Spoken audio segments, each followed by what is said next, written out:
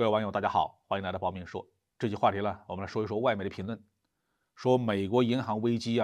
预示着美元储备体系的终结。美联储持续加息，引发全球金融业的连锁反应。美国和瑞士的银行业相继出现危机，更多的欧洲银行也面临着危险。尽管美联储的主席杰罗姆·鲍威尔和美国财政部长耶伦等人不停地出来强调美国经济基本面强劲，以稳定银心，但是所有的国家都看得很真切美国除了开动核动力印钞机以外，根本就没有奏效的应对手段。硅谷银行倒闭以后，美联储出手兜底，这个时候呢，推出了全新的工具——银行定期融资计划 BTFP。理论上，美国银行可以通过这个 BTFP 进行融资的总规模大约是 4.4 万亿美元，规模甚至超过了新冠疫情期间的 4.2 万亿美元的经济刺激计划。但是这个规模的融资解决不了美国政府目前面临的问题而且西方经济学家并不看好美国的这种做法，认为这种解决方式是饮鸩止渴。香港亚洲时报刊登了美国经济学家大卫·保罗·戈德曼的文章，说美国银行危机预示着美元储备体系的终结。这是一篇相当专业的文章。戈德曼指出，美国的银行体系已接近崩溃，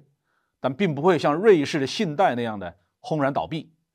美联储将会继续维持这些奄奄一息的银行机构的生命。但是，始于1971年的以美元为基础的国际储备和浮动汇率时代即将结束，这个变动的地缘政治后果将是巨大的。美元信用的崩溃将加速世界向多级储备体系的转变，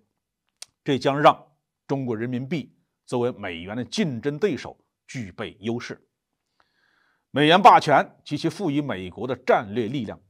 目前面临的最大危险并不是中国扩大人民币作用的野心，而是来自于美国金融机制的油尽灯枯。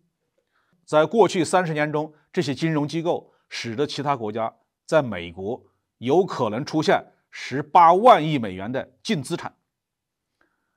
美国当前的银行业危机与2008年的金融危机是不同的。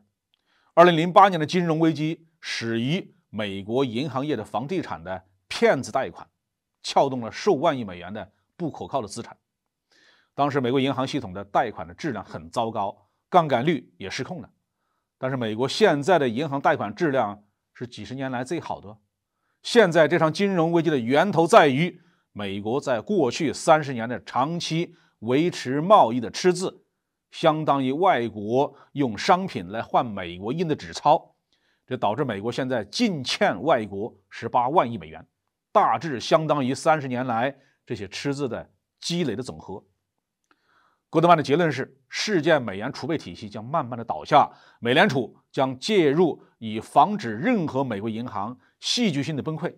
但是美联储的资产负债表将收缩，对美国实体经济的信贷将减少，尤其是国际贷款将大大的减少。中国的贸易融资实际上正在取代美元，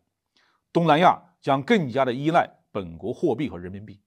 美元这只青蛙将被慢慢的煮熟。对西方国家之外的世界各国来说呢，可能会有一件幸运的事情发生，那就是西方在过去1年对俄罗斯的制裁，促使中国、俄罗斯、印度和波斯湾国家寻找替代的融资机制。